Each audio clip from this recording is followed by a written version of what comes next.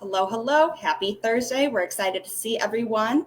We're here for another fun lunch and learn, and we are with Maggie Koosa today, and we're going to be talking about all things adoption. All month, we're kind of talking about the sandwich generation, taking care of the younger and the older, and one great way to grow our families through adoption. But how do we do that, and how do we afford it?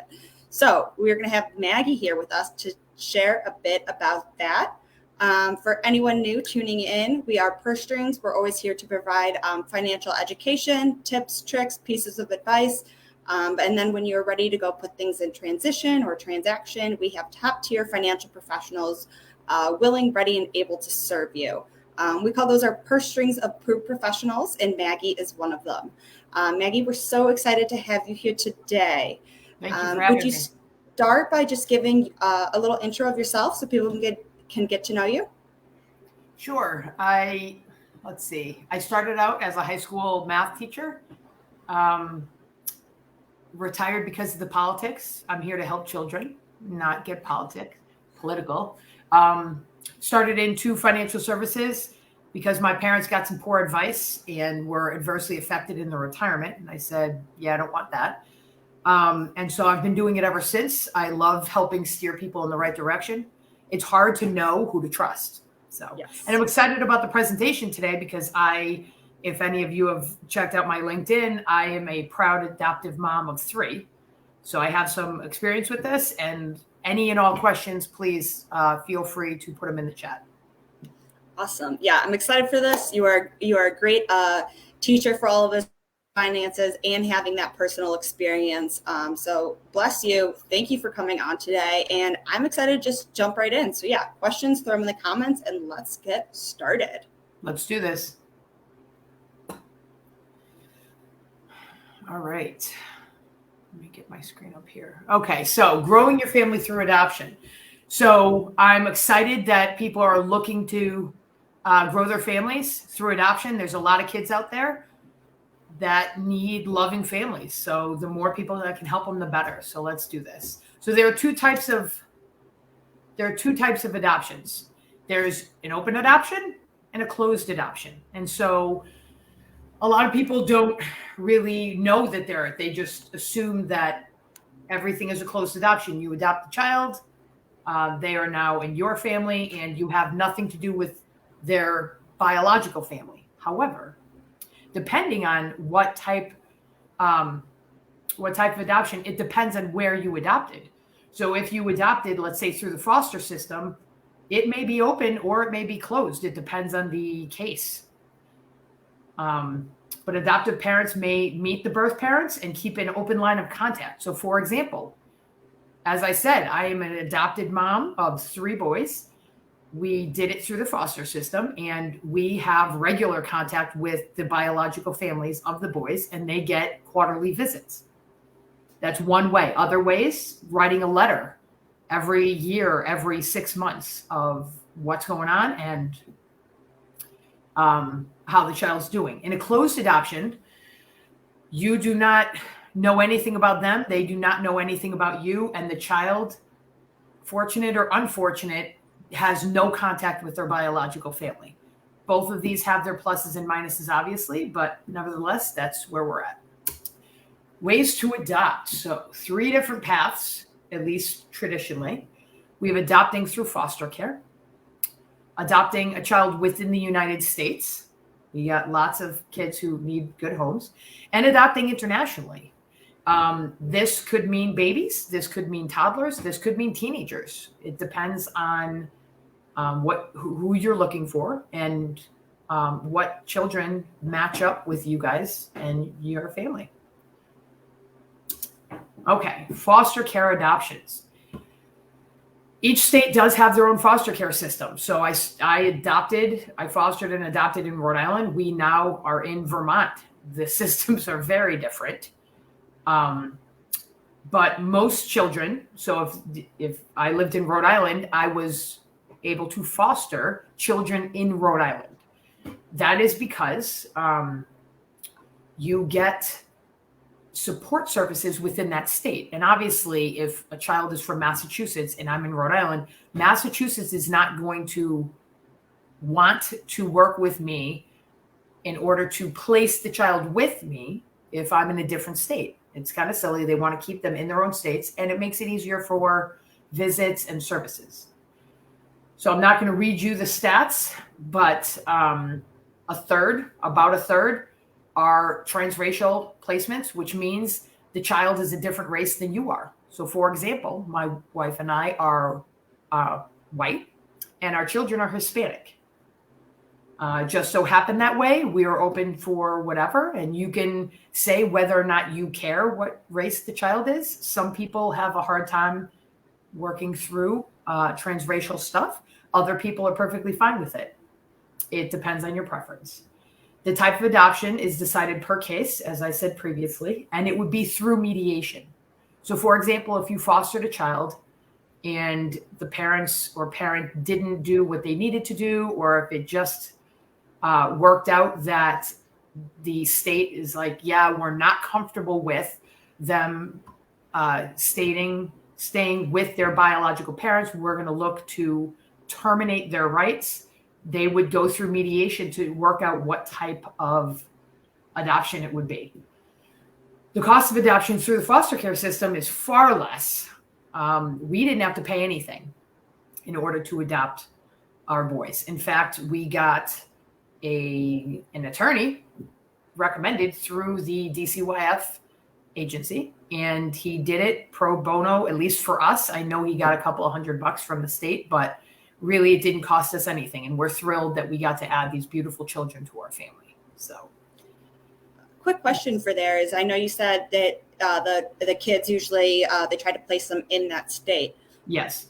You're more than welcome to move then after you have adopted this child, correct? Yes, that is correct. So as I said, I'm now in Vermont. Yeah. So I, because of when we moved at the end of 2020, one of our children was still in foster care. So his adoption was supposed to be completed before we moved. And I spoke with DCYF and got it all ironed out. But then the adoption got moved because of COVID. Mm. So then they were trying to kind of fight with us, but no, you need to stay in Rhode Island. I said, well, that's a little late because we moved and we relocated, and I'm not messing with this 2-year-old and jerking him back and forth. So we worked it out. But normally, you have to stay within the state that you foster. Again, for visitation rights, the worker has to be able to come over and see them and that sort of thing. But once we adopted them, we could move wherever, as long as we held up the terms. So if it's an open adoption, we need to make sure that we abide by the terms of the open adoption. Right. Makes a ton of sense. Okay. Oh, sorry. All right. How can I adopt through foster care? So there are 2 ways to go. Ready to adopt, meaning these children have already gone through, their case has already been handled. It's already been deemed either the parents can't or won't take care of the children. The state needs to find a forever home for them. And then there's foster to adopt. So these are kids who have been removed from their home for whatever reason. And if the parents don't straighten out what exactly happened. So in our particular instances, there was domestic violence, there was homelessness, there was drug abuse. And if the parents cannot handle those issues and fix them in a way that allows them to properly care for their child again, then the state will then shift them into, we're going to terminate their rights and the child can be adopted. So many of these children, many of these kids start out in foster to adopt. They start out in the foster care system, and oftentimes they will be reunited. And so you have to know going in that you may or may not end up keeping this child, which can be heartbreaking. It's one of the things that we had to come to grips with. There is no guarantee of adoption. It just so happened that we got 3 boys. We got a 2-year-old, and then we got his newborn brother 2 weeks later. And then 6 months later, we got a 2-month-old. And it just so happens that it worked out that we were able to adopt these children. and keep them in our family. But it doesn't always work out that way. So you got to know that going in. Okay. When you participate in the foster care system, these are some things I did not realize. And I even went through the training Saturday morning for like 6 weeks. I felt like they were trying to talk me out of the foster system. So the children don't have to go on your medical. They get Medicaid coverage, which is awesome. And that literally covers everything. So for example, I have 2 children who just get checkups. They go to the dentist. We're good to go. I have a third that is considered medically fragile. And he has a lot of specialists. He has a lot of doctor appointments. Thankfully, he's doing much better now, but everything was covered. And he had biopsies and EKGs and cardiologist visits and pulmonologist visits. All of it was covered, which was fantastic. Access to support services. So for example, our 2-year-old, when we got him, was nonverbal. And it was for any number of reasons, some of which was developmental trauma, which happens. They're tiny humans. They're handling things that adults are having issues with. He had his own issues. So early intervention came in and they helped him develop his speech. And now he's a chatterbox. And we can't get the kid to stop talking, which on one hand is grating a little bit. But on the other hand, I'm like, hey, we did that. That's awesome. Look at him go. You also have access to counseling. There's also services like in Rhode Island, and I know Children's Friend is in a number of different states, but we had Children's Friend who literally, we had a caseworker who supported us every step of the way. She went to court dates with us. They gave us, if we needed clothes for the boys, if we needed a car seat, like whatever, they wanted to support us in any way they could. Another thing that I did not realize going in was you get a monthly stipend. So maybe $20 a day, $30 a day. But you get a stipend in order to help handle everything that you might need in order to support that child, which is great. Daycare is also covered, which is fantastic considering daycare is crazy expensive these days. So as long as the daycare accepts a child who is in the system, which most do, but some don't, then your child can go there and it's free of cost, which is great. And if adoption is the final outcome, as I told you before, the attorney was recommended. We got a list of attorneys we could pick and we chose one and he helped us through it. And it was as easy as one might expect. I mean, it has some challenges, but he handled it. So we weren't worried about it. So who is involved? There's a lot of people who could be involved. So for example, you have your foster care caseworker. She checks in, has to do like a weekly visit, that sort of thing, and is your liaison. So if you can't go to court in order to hear these, like the cases being talked about in front of the judge, they'll give you a rundown as to what happened. An outside agency, such as Children's Friend, that can help support you and your child, which is fantastic. A Casa Attorney. So I'm sure you guys have seen billboards. Casa, court-appointed special advocate for the child.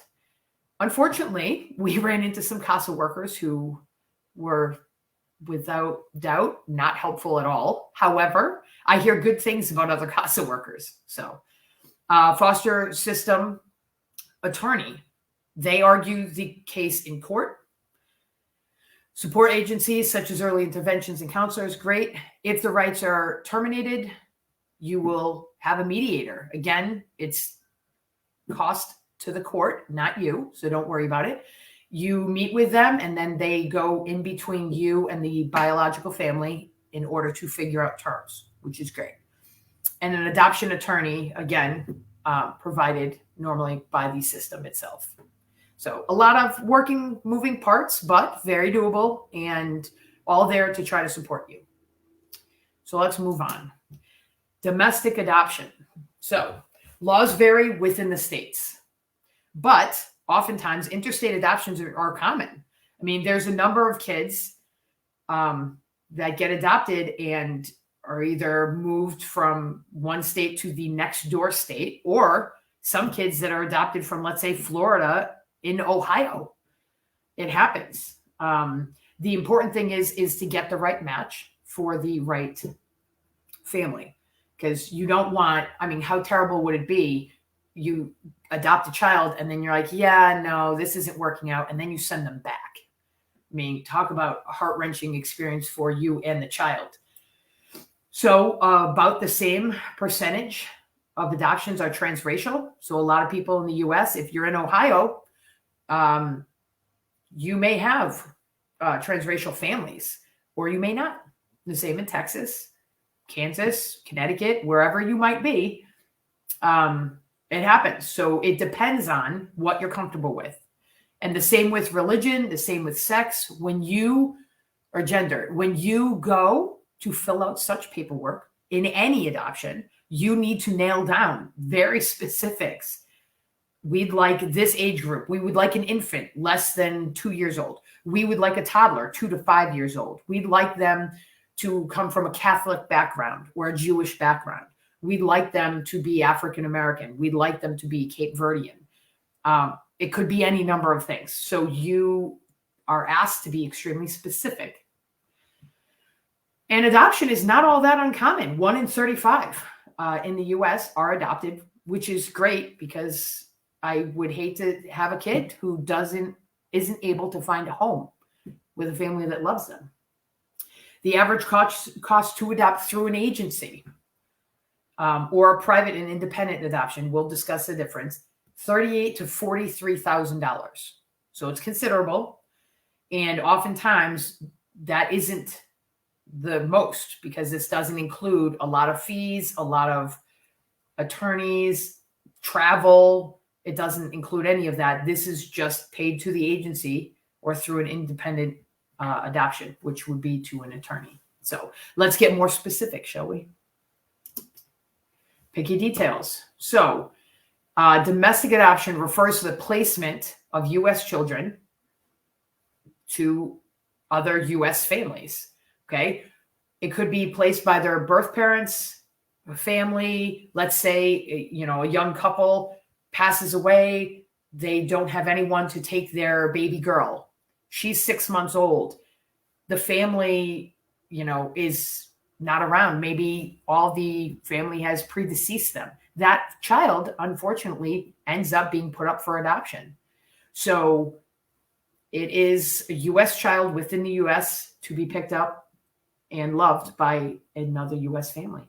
It can be done through an adoption agency or through independent adoption. So, for example, there may be somebody at your church who gets pregnant unexpectedly. She's 16. She loves her baby, but wants to put him or her up for adoption. She could arrange to have that child adopted by a family in that church. She can do that privately and just have the paperwork done through an attorney. So laws vary around the country. In some states, birth parents can look for adoptive parents of their own, place the baby in a new home without an agency, but in other states, an agency has to be involved. So it all depends. Normally, I would say, please get an attorney doing these things. If you don't have an attorney, then you don't know what you don't know, and you want to make sure that your rights are protected, and you want to do the very best to protect that child, and you don't want to put them through anything that is unnecessary. So the adoption agency, obviously, you look it up online, and they have different profiles for different children that they have up for adoption. A private adoption is different because that is a very small circle of who's involved. So maybe that girl at the church and a neighboring family.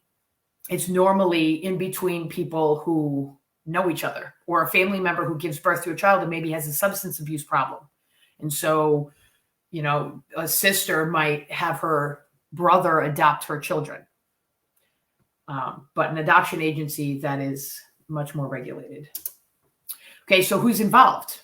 So biological parents, and or the family, an adoption agency, oftentimes, because not many people are in the position to do private placements, an adoption attorney, because again, you want to make sure that your rights are protected. And oftentimes there are facilitators. So people who will quarterback the process. So there are specific agencies and or businesses who will literally facilitate. They will find the right adoption agency. They will hook you up with an adoption attorney, and they will quarterback the whole thing for you. It'll cost you because they're in business and they need to make money, but oftentimes it greases the moving parts so that they move much smoother, because obviously the facilitators have done this before. International adoption. So you may adopt a child from a convention country or a non-convention. So the convention I'm referring to is the Hague Convention on the Protection of Children and Cooperation. That's quite a mouthful. That's why it's just referred to as a convention country. Obviously, 84% are going to be transracial. If you're adopting throughout the entire world, the likelihood that you're going to have somebody the same race as you, 84% are not. So again, when you go and you fill out your paperwork, you're going to want to denote exactly what you guys are looking for or what you're comfortable with. I could spend hours reviewing the rules and regulations surrounding this topic, but you can read all about it on the U.S. State Department's website regarding inter-country adoptions. So the cost varies greatly. It depends on the country. It also depends on travel. There are some countries that have you travel there multiple times before you're allowed to take the child home. So let's get into that. Picky details. So international adoption, obviously it's an adoption of a child from another country. So these children are normally in orphanages, which, we have here in the United States, but we also have foster care. A lot of countries around the world do not have foster care. So the children end up in orphanages and are eligible for adoption. The birth parents might not be able to care for them. They might be deceased. There's any number of things that could go on there. So unfortunately, the average time takes between 2 and 3 years, depending on the country. So this process could be hastened if families are seeking to adopt a sibling group or a child with special needs, or even an older child, because oftentimes a 12 and 13-year-old, many people do not want to deal with preteens. Being a high school math teacher, I love dealing with teenagers and preteens, but I am a rare breed, as I'm told. So hypothetically speaking, if that is in your wheelhouse and you're like, yes, I'd love to give a 13-year-old a home, you could quite possibly chop that wait time in a half or even a third. So it all depends. And when I talk about special needs, that could mean that that child might be part of a sibling group. That child might need support. Like our youngest had breathing issues, and he had lung and liver and spleen issues. And so he had to see some doctors, but now it's pretty much worked out. And so he's considered medically fragile. However, I no longer have to take him to all of his specialist appointments because the issues have been resolved. So he's now a healthy 4-year-old boy running around with his mohawk, loving life. So just because it says special needs, it does not mean, and I know a lot of people think this, special needs means I'm going to have to care for this child, a high level of care for their entire life. And it's not always the case. So just keep that in mind, because those words are not necessarily what some people take them as. Okay, so some steps include a home study. You'd have to fill out a long bit of paperwork and develop your dossier, which could take up to 6 months. It's a great deal of paperwork, and it is a crazy amount of detail that some countries want before they'll allow you to be eligible to adopt a child from their country. And then once you get your dossier, you give it to your agency, and they will go to either various countries or a particular country if you were looking at one. And then you begin the wait process. The wait process can take 1 to 3 years to be matched with a child. After that happens, depending on the country, you may have to stay in country for a designated amount of time. So I had a best friend who adopted a boy from Guatemala. She had to go down there and stay for a month in order to learn more about the culture, get more involved with the language, for them to be comfortable with her then traveling home with that child. So it all depends on the country, and it depends on exactly what you're looking for. So an agency can give you a better timeline once they know the specifics. So who's involved? An adoption agency, because trying to do a private placement overseas would be cumbersome, if not close to impossible. So I wouldn't suggest you try it unless, of course, you have a family member or a close friend who, again, would allow you to privately adopt their child. But for the most part, we're going to go through an adoption agency, the orphanage that is housing the child, the U.S. State Department, because they have their own rules and regulations. You have to work through the government of the country of origin. So whatever country your tiny human is going to come from, they have their own rules and regulations. You have to have an attorney. And again, an adoption facilitator. I would encourage, if you're going to spend the money to adopt either domestically or internationally, an adoption facilitator, it takes so much off your plate. They see what's coming. They can help you, again, make it much easier process than you would if you tried to do it on your own or just with an attorney, because an attorney will charge you for every single phone call. An adoption facilitator, you just are paying for the process. Okay, so the difference between domestic and international, because a lot of people would say, you know what? I just want a tiny human. I want a baby, or I want a toddler, or I want a teenage boy or a teenage girl. How long would I have to wait? How much is it going to cost me? That sort of thing, because I don't care where they come from. Great. Well, wait time domestically is less than a year. The kids are here. You don't have to deal with any government except our own. And so it's a matter of you getting your paperwork in, your dossier of sorts, and getting matched with a child. And then obviously you meeting that child and then meeting you and seeing if it's going to be a match and if it's going to work out. International, there's a lot more moving parts. It's going to be 2.5 to 3 years. Waiting children. So the number of private domestic adoptions has steadily increased, while the international adoptions have declined significantly. So it may be, they usually, when you go domestic, normally you're getting an infant. International adoptions, they've declined because oftentimes it can range from infants to teenagers. And a lot of people, like my wife and I, when we were going to adopt, we wanted a sibling group, and we preferred to have 2 years old or younger, because from our experiences, you have an easier time being able to raise the child with your values and have them have more of a clean slate, so that you don't have to worry about them having experienced horrible things. And we would be able to handle a toddler and a baby. And we lucked out because we got exactly what we were looking for. Had I been asked to take a 5-year-old, I probably would have. Had I been asked to take an 11-year-old, my wife would have said no on that, because that's not in her wheelhouse. She does not want to do that, because oftentimes kids are set in their ways by then.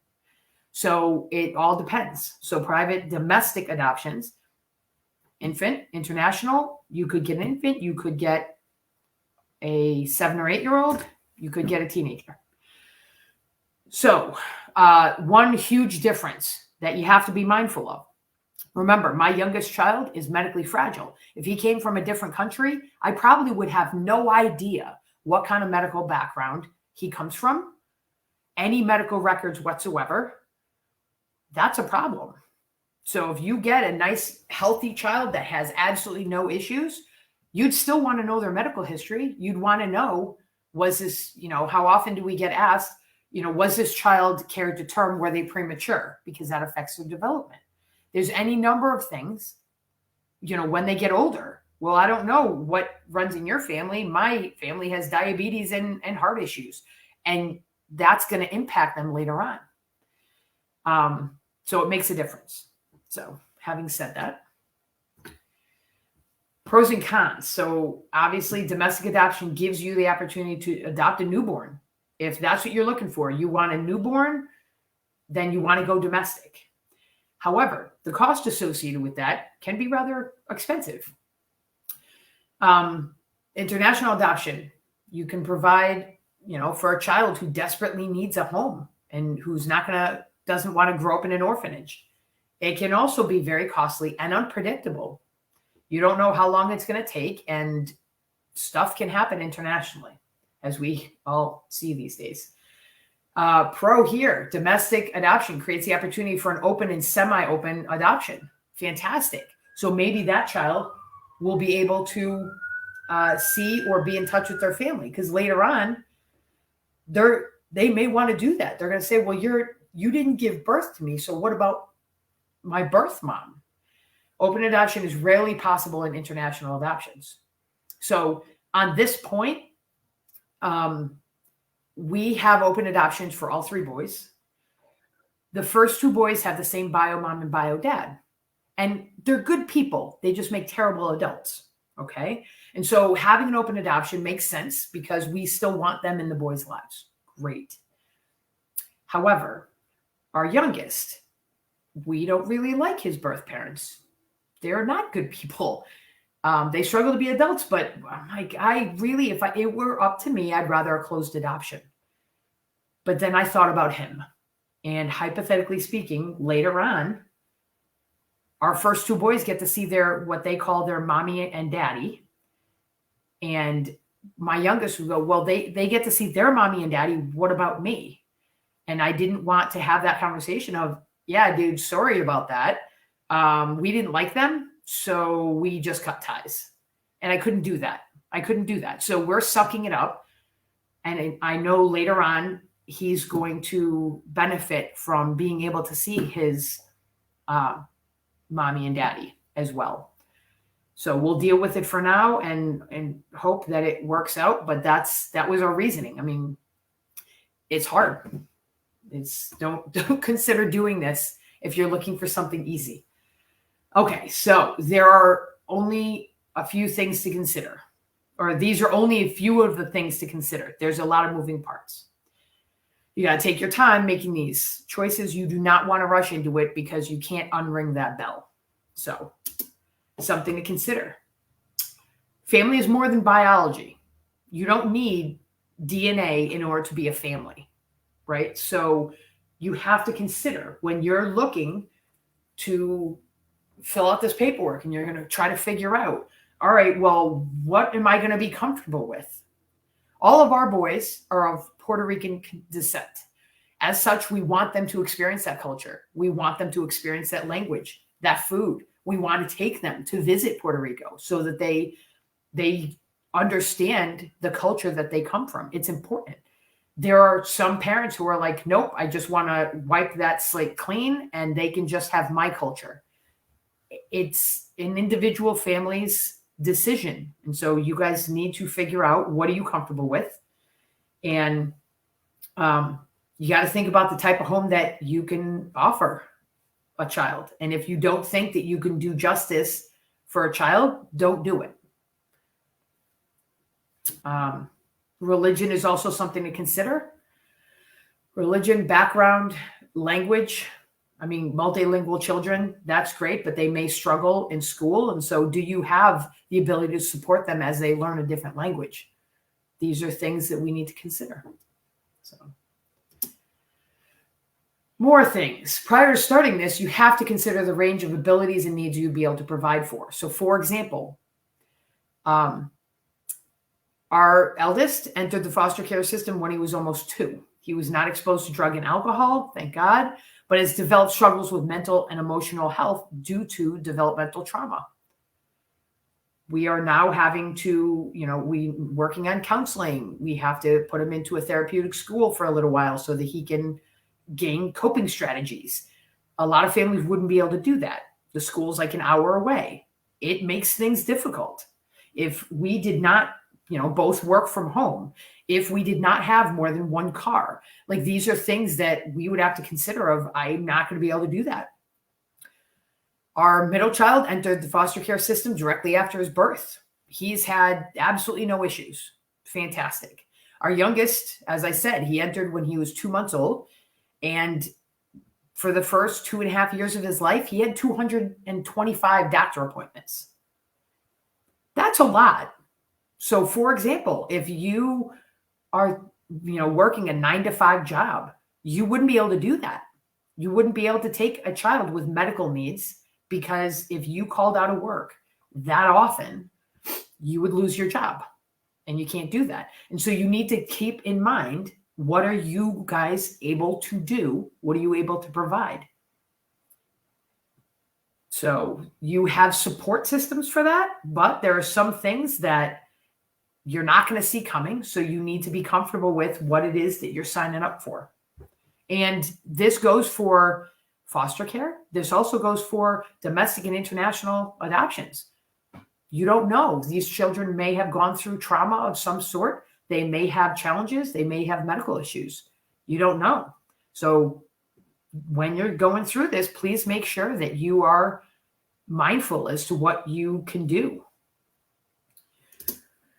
Okay, so paying for adoption and other costs. So there's a lot of different costs that we need to worry about here. However, the good thing is we have a wide variety of options here. Okay, so depending on which option you choose, it may seem cost prohibitive. When we went to discuss our different adoption options, I was not comfortable with dropping 50 grand to acquire a child, because I'd rather spend the 50 grand on the child. That's my individual preference. And it worked out that my wife was in agreement. However, if we went to go and do the adoption process, either domestic or international, you can take out a loan. You can take out entirely or in a part. You can take out a loan from your 401k, although you want to talk to your financial advisor about this. You can take out a home equity loan. You can refinance, a mortgage and use a cash out option. You always, when you're making decisions like this, you have to talk to your advisor. You have to. Whether or not you work with me or another advisor, it doesn't matter. You have to talk to your advisor about this, because this will impact your financial health and your financial situation. And your advisor should always want to do the very best they can to put you in the very best position possible. Having said that, a personal loan may also work. There are some, parents who want to, give their children, let's say 25 grand for a down payment on a house. Well, maybe you didn't need that. And maybe your family will give you that money for an adoption. Great. Maybe they have that money and you can take a loan from them and pay them back over time. Great. You can also check out with your employer. A lot of employers offer adoption assistance or even reimbursement. Oftentimes people do not know. Many of the people I work with have no idea what employment options they have. They have no idea. That's a problem. Especially if it's included, you got to take a look. I had no idea that was even on the table. Yeah. Well, a lot of people are like, no, I don't have maternity leave. I don't have disability. I don't have life insurance. I was like, yeah, you do. Did you review this? A lot of people, they just, nope, I signed up and now I go to work. And so they have to call their HR. And I always say, get a benefit statement. Get a list of all of these things, benefits that you have from your employer. I guarantee you don't know about half of them. And you're leaving benefits on the table that you could be utilizing. Also, grants. There are grants from several nonprofits, including, but not limited to, faith-based organizations. So If you are Catholic, if you are Christian, if you are Baptist, there are organizations that can help you. If you're not associated with any particular faith, there are nonprofits that have no religious affiliation whatsoever. They just want to make sure that kids get a good home. A lot of people don't realize there are grants out there. There are. So some adoption agencies offer a sliding scale, which might be able to help you if it needs to be less for some people than for others because they don't have the financial means. Again, the adoption agencies, oftentimes, they just want to see the kids in a good home. And if you're able to support that, then they're going to support you. You may also qualify for the adoption credit. So I'm going to tell you what I tell everyone. Talk to your tax professional. Please work. If you have a lot of moving parts, you should be working with a CPA. A moving part might include a business. It might include a home. It might include, multiple streams of revenue, an investment property. If you have, different benefits. So let's say somebody busted themselves and you're getting disability benefits. You want to work with a CPA. A lot of people are like, nah, I can do it on my own. Please don't. Please don't. So the adoption tax credit is not something that you're going to know about on your own. Working with a tax professional will help. And it takes into consideration, as it says, adoption fees, court and attorney fees, travel expenses, and other expenses directly related to the adoption. Most people don't know that. For example, the cost of a home study could be a related expense. A home study might cost you $6,000 to $10,000. That's crazy. But it happens. Okay. So in 2022, the max tax credit is almost $15,000 per child.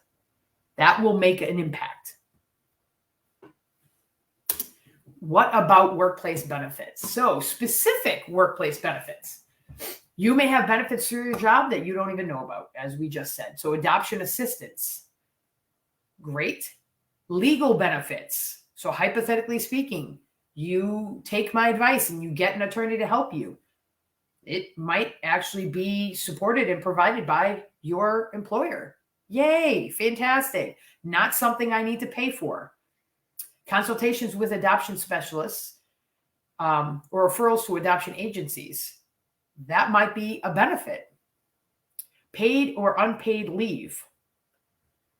Again, the FMLA Act allows employees to take up to 12 weeks off in a year period, which is fantastic. And if your company has more than 50 employees, then you quite possibly have access to this. A lot of people don't know that. So I'm glad that you're tuning in. If you are looking about adoption, there's a lot of things that you probably don't know about that could help you in your search and will make it more cost effective for you to explore whichever option works for you. So I've talked enough. If we have any questions or clarifications, please put them in the chat. We could also chat about your individual situation. It's scheduled time for that. That was so much great information. I've learned even so much there just from, the foster care system, international or, domestic adoption. And I was really impressed by how much support the foster care system gave to the adoptive parents from, daycare and some stipends and things like that. Because as you showed that it's not always cheap if you do it internationally or domestically or through, I guess, a private group. But I think we also learned that there's a ton of resources out there and we have to ask. We have to talk to people. We have to get out there. You won't know. You won't know unless you ask. Exactly. And I mean, if it's a new process for you, of course you don't know. Nobody's, there's no reason to know if you've never done it before. And that's okay. Not everyone can know everything. That's why you have specialists. Exactly. And, I think the last thing is there's a lot of thought behind this. It's not like buying a car. There's a lot of decisions to make. It's a long-term decision and there's a lot to think through. I mean, I think what you said, over 200 appointments with one of your sons. I mean, Dude, it was insane. We were averaging 3 a week. It was ridiculous. And I'm so glad that you guys have the time and the ability and the funds to help with that, because not everybody does. And it's really amazing that, you have that opportunity to really help him, because now he's thriving, Yeah. So I think this has been really great. I think you've covered so many great points today. And so I'm excited to just keep sharing this message out, because having somebody with personal experience and someone who can help you manage those finances along the way is so important. Because again, it's an unknown territory for many. Mm-hmm. So I really appreciate you coming on today, Maggie. What's the best way for people to reach out to you if they want more questions or just want like a free call just to see if you're a good fit for them? You can use my email address that I believe is scrolling along the bottom. You can hit me up on LinkedIn. It's Maggie Koosa, not very complicated. My cell phone is on LinkedIn as well. So shoot me a text. You can shoot me an email, shoot me a message. If I can help, I will, of course, help. If we're not a fit, so be it. But maybe I can point you in the right direction. Awesome. Well, I really appreciate your work. You're also one of our Purse Strings Approved professionals, so you can check her out on our site, pursestrings.co. And I'll let you get back to taking care of those little boys. Very good. My 6-year-old, I can hear him. He's up. So. All right. Well, you go get him. Thank you again. I really appreciate it. And we'll talk to everyone soon. Bye. Take care. Bye.